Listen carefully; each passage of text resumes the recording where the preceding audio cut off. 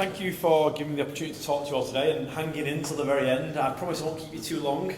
And I can see, again, disappointment that I'm not the Chris Martin from Coldplay. I'm disappointed twice today, so I do apologise about that. Just for a quick poll of the room, who works in an organisation that relies on the use of volunteers? That's pretty good, okay. And if I was to sort of quiz you on the way what you know about your volunteers and how you look after them, how many of you will be confident that you're doing it as well as you can be? Yeah. That's what we kind of get wherever I ask that question.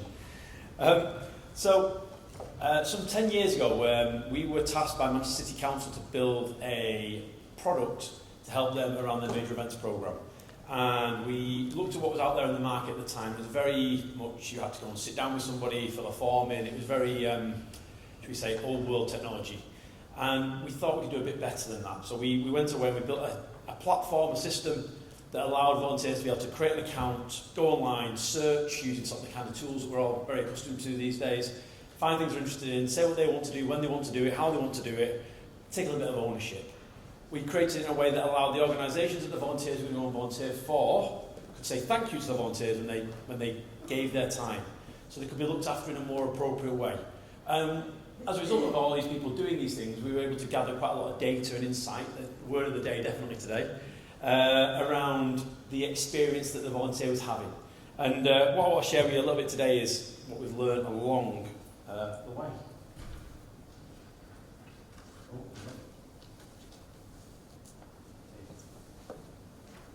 Technology. So 11 months ago we launched a product with the WCVA, Welsh Council for Voluntary Action, and I just remember the name of the other organisation. It was the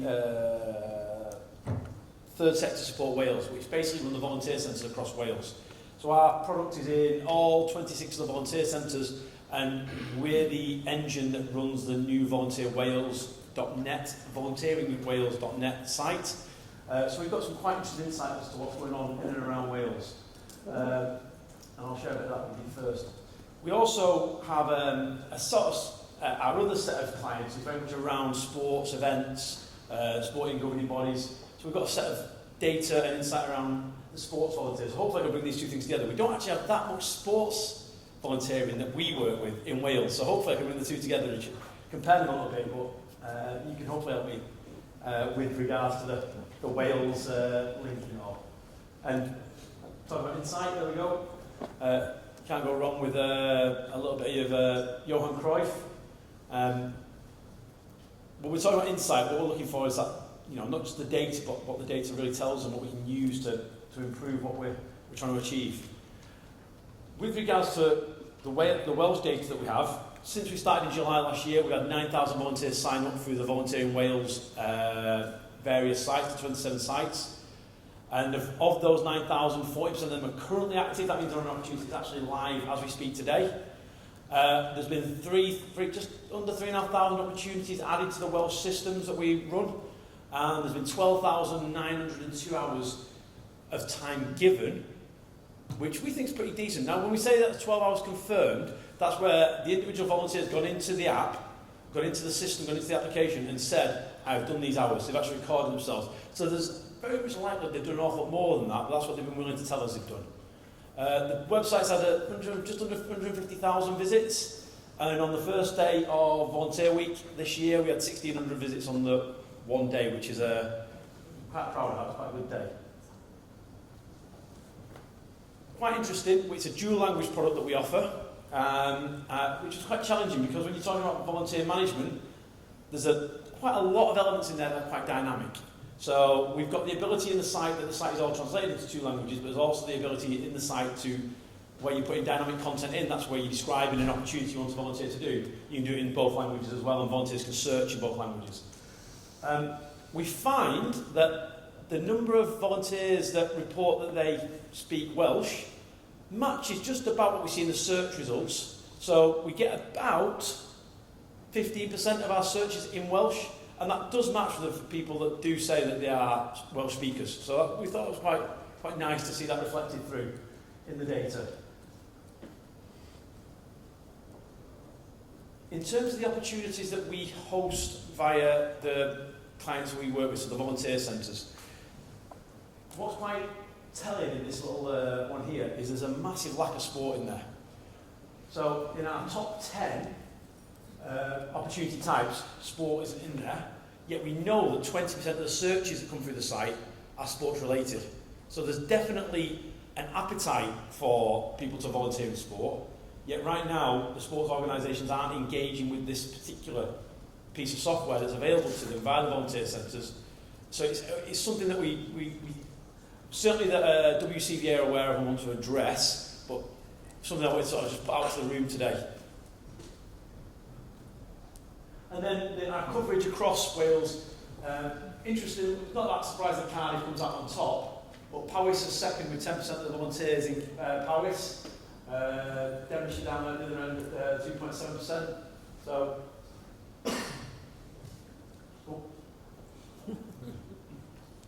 so it's that classic thing. Does your organisation enable your volunteers to sink or swim? Okay. Do you make it easy for people to want to get involved with your organisation? Do you make it easy for them to want to give more time and commit to doing more for you? Or do you have your hand on the head, one hand behind the back, and pushing them under? What I want to do is sort of share with you some practical tips that we've picked up from the data. I'll just check my notes here to make sure I give you the right data.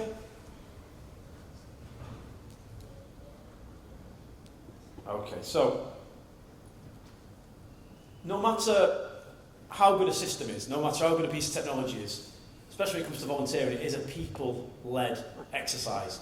So we could build the best website in the world that, you know, had all the best bells and whistles on it, most fantastic technology, but if it's not person to person, if you haven't got a people person behind that technology, helping those volunteers at your clubs, at your organisations, at your group exercise sessions, if there's not a person there, there isn't that personal interaction, then it very quickly falls over, it dies very quick.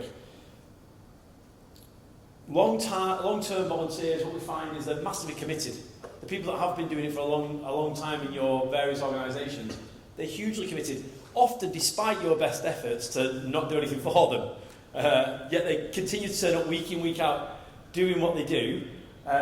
So, you know, it's key really to have an appreciation of what they're doing, when they're doing it, how they're doing it, what the problems are they enjoying it, those kind of things. So, a couple of key little tips. You've got to make your volunteers feel essential. Now, it's a simple thing to say, but a harder thing to do. We know that volunteers over the age of 55, what our data shows, that volunteers over the age of 55, it's quite important for them to feel like they're making a difference to their communities. That's one of their key motivators when they volunteer. So you've got to be understanding that and understanding how you're going to feed that back to them when they volunteer for you. So when you get a volunteer that's over 55 that you know is in it for the good of their community, you've got to think about what you're going to give them back to make them feel good about doing it for their community. So how you phrase your thank you to them is what we're talking about. You know, it's one thing to say, thanks for turning up, it's great to see you. It's another thing to say, you being here today has meant this to this community. You've helped us achieve this, this and this, and if you weren't here, that wouldn't have happened. That's the difference between an average thank you and a great thank you. So it's thinking about, within your sort of service design, how you acknowledge the work that the volunteers are doing on your behalf.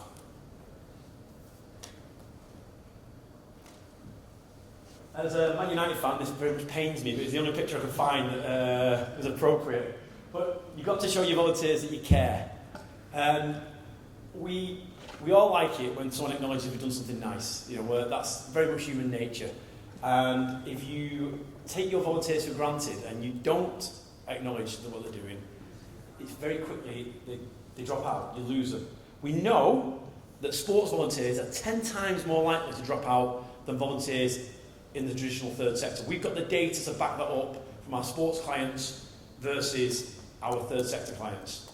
Now, there's a number of reasons we know for that. The nature of sport is quite transient. If your team's getting hammered every week, then it's quite easy to drop out of that volunteering in that particular environment.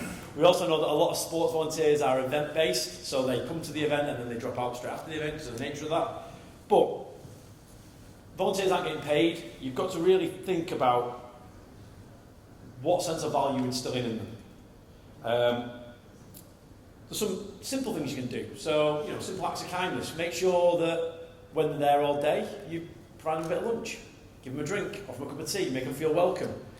If you've got a bit of budget, maybe it's you supply them with a t-shirt or something, that acknowledges their effort they put in for you.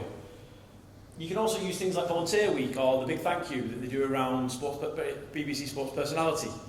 Make a bit of an effort.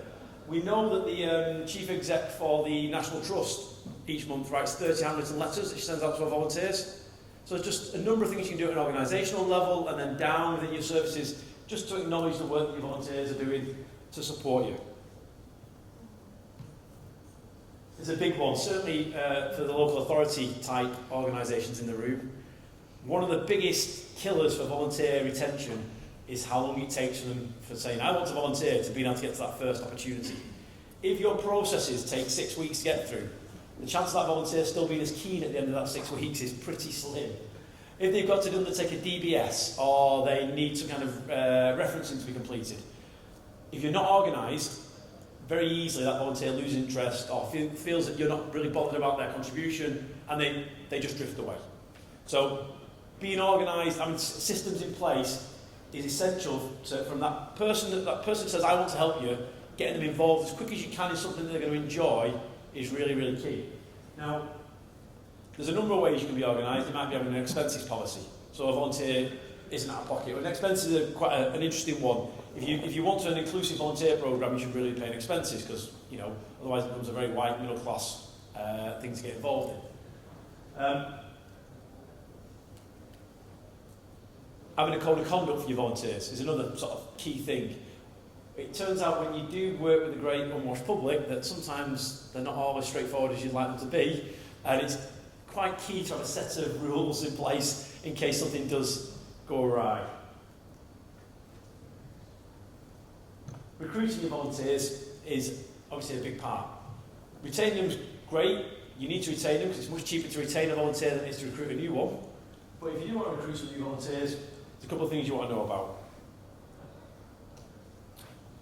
You've got to be able to put yourself in their shoes. You've got to be able to understand what that particular person is looking for. If you're looking at your younger volunteers, it's not all egalitarian. They are looking for something out of their experience themselves. It's quite transactional often. So if you're looking at students, one of the big things that we know motivate students is things like a LinkedIn endorsement. Something they can use moving forward into a future career, maybe a reference letter, something along those lines. Some kind of valid experience they can refer back to. If you're looking at some of your older volunteers, the motivations are slightly different. We know that when you compare the gender difference between women, in the traditional third sector, women massively outweigh the number of men volunteering. But in sport, it's exactly the opposite. So it's 40-60 in the traditional third sector and 60-40% in the sports sector. We know that men tend to do it for the social side and the feeling that the feeling that it improves their sort of social well-being. Women tend to do it because they feel that need to support family, and it's we find that older women are much less likely to volunteer in sport than men. Old versus young, youngsters are often keen to broaden their life experiences, learn new skills, build the confidence, and you should emphasise these things when you're trying to recruit young volunteers. And people over 55 tend to be, it's about using their existing skills and gaining that sense of achievement and building that sense of society. Across all ages, genders and backgrounds, the single biggest reason people volunteer is because it's fun, or it should be. So bear that in mind when you're trying to sell volunteering to people that they should come and enjoy themselves.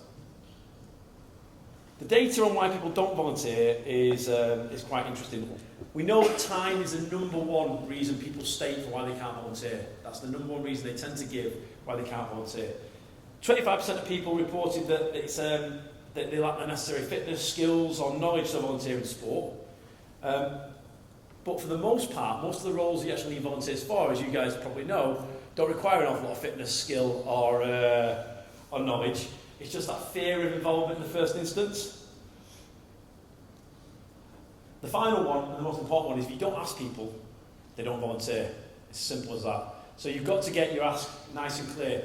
The digital tools that we provide for WCVA and the volunteer centres and various organisations will help by giving you a digital presence, but it's more than that. You've got to have a clean, clear ask. People need to know what they're getting involved in. People get very nervous when you say, do you want to volunteer on the committee of an organisation, because they think they're going to be stuck there for the rest of their lives and they're going to be able to leave.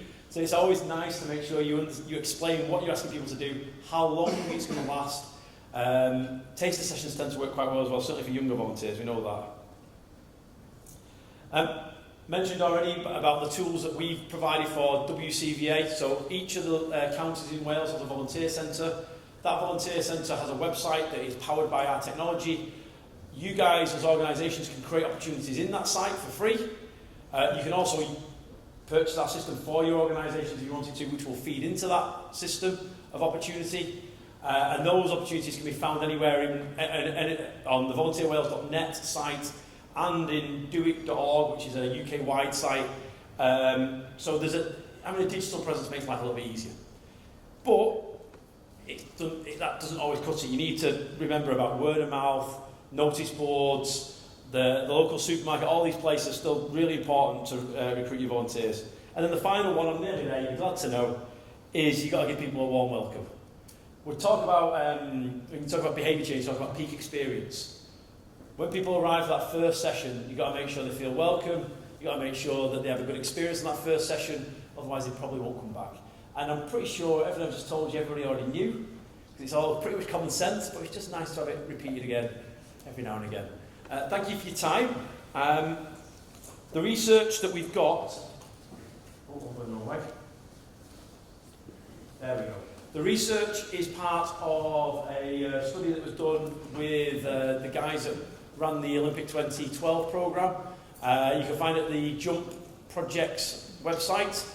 It's a great bit of research with loads of practical advice in it. And thanks for your time. Cheers.